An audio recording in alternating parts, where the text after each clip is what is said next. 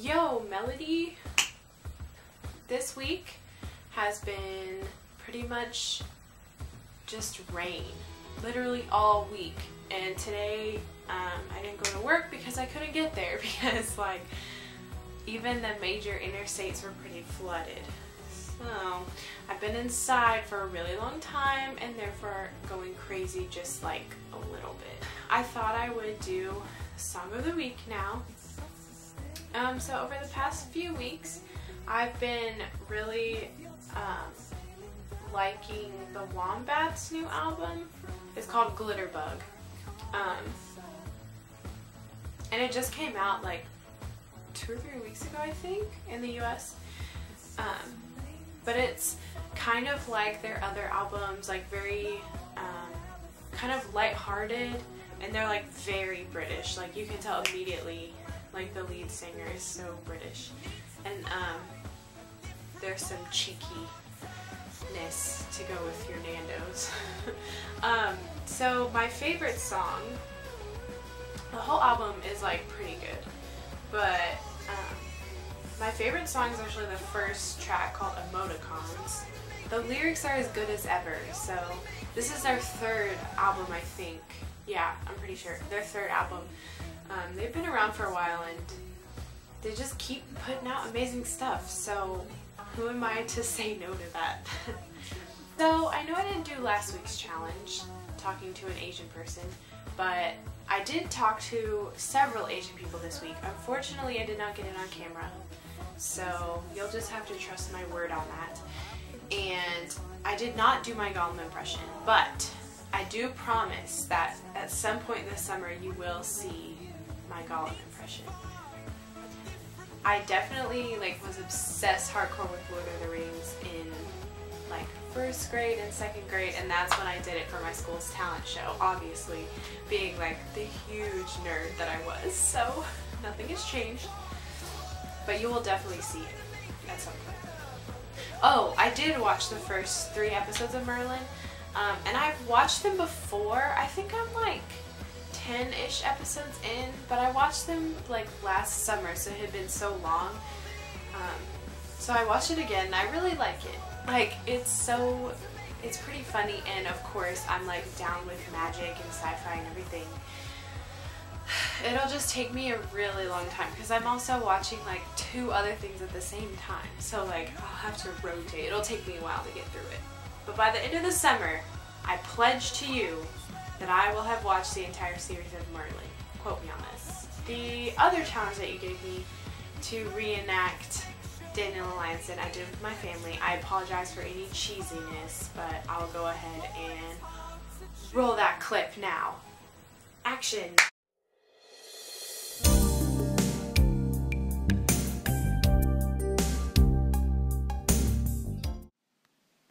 It pleased King Darius to appoint leaders to rule over the kingdom, one of whom was Daniel.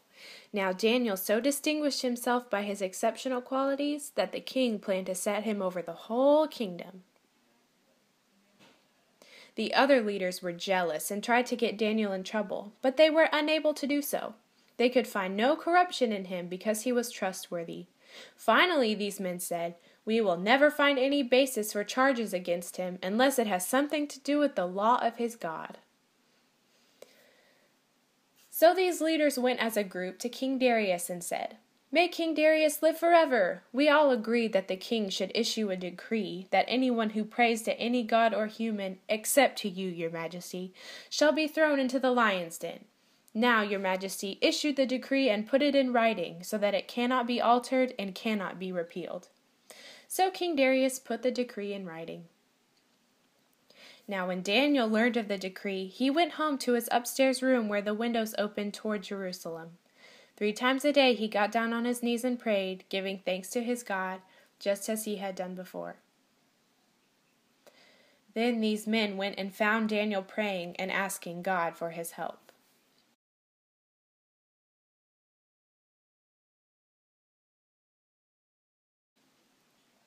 So they went to the king and spoke to him about his royal decree. They said to the king, "Daniel pays no attention to you, your majesty, or to the decree you put in writing. He still prays 3 times a day. When the king heard this, he was greatly distressed. He was determined to rescue Daniel and made every effort until sundown to save him, but he could not.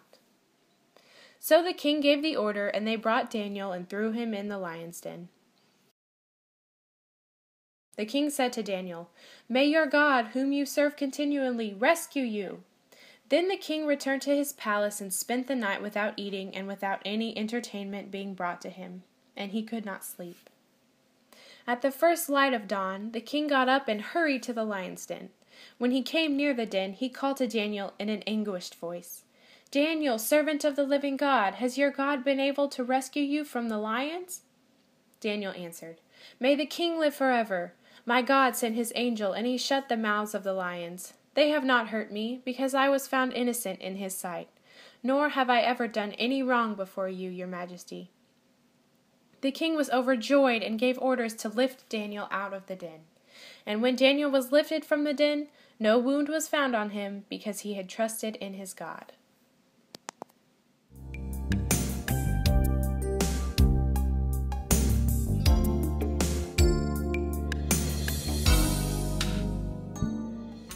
Because I told you that I've been inside a lot this week, because it's literally been raining nonstop.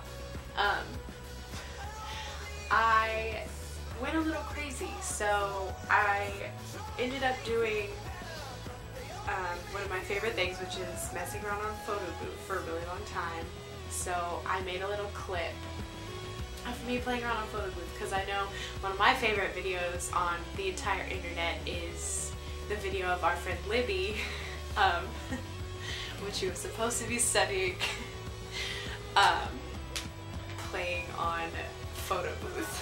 So that's kind of what I did, in case I hadn't embarrassed myself enough on the internet.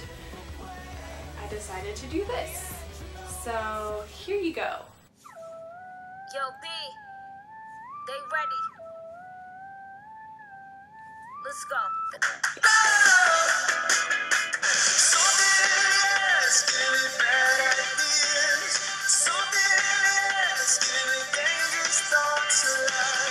Slapping the Manhattan, New Dope, New York, gargoyles gargling oil, peak of the empire. Call your girlfriend. It's time you had the talk. Give your reasons. Hello.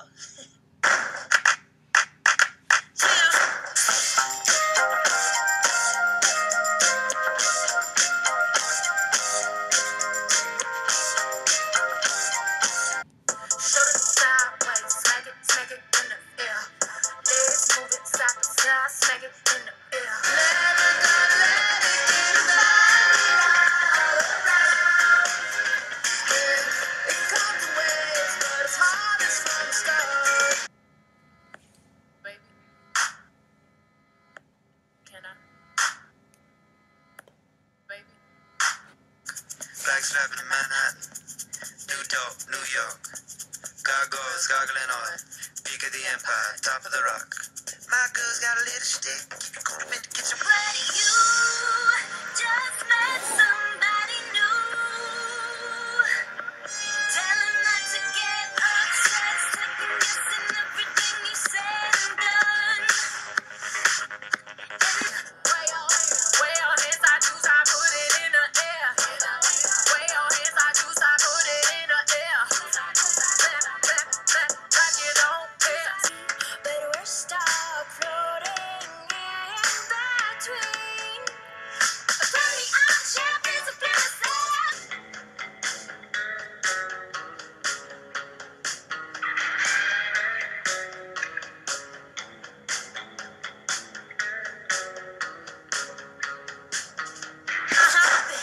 It's poppin', it's capping, yeah, poppin'. Smack it in the air. Legs moving side to side. Smack it in the air. Smack it. Baby, can I? Bring you to the 6 where I really stay. Baby, Show you why I am the way I am. can I?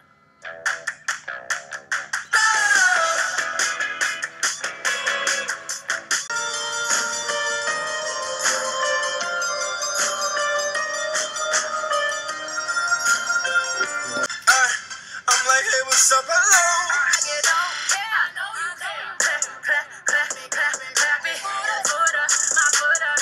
Hold up, now my foot up. I'm spinning my foot.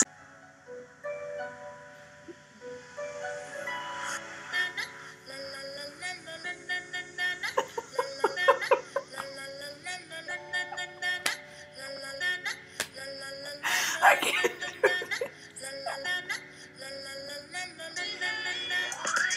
Running on my mind, boy. Forest Gump, Forest Green, Forest Blues. I'm remembering you. This is love. I know it's true. My challenge for you this week is something like a little easier, I guess. It doesn't involve a lot of doing, but I've been doing like a little bit of writing this summer, just like kind of on my own. So I challenge you this week to write a poem. It doesn't have to be very long, but it has to be at least 8 lines, and read it in your next video. So it can be literally about anything. It doesn't have to rhyme, but it cannot be whatever that Jabberwocky poem that you always talk about. It can't be like gibberish. It has to be like actual English words. So I just thought I would make that clear because I feel like you would definitely find that loophole and just like run with it. So I'm excited to hear your poem next week. That's all I have for this week, and I will see you later. Bye!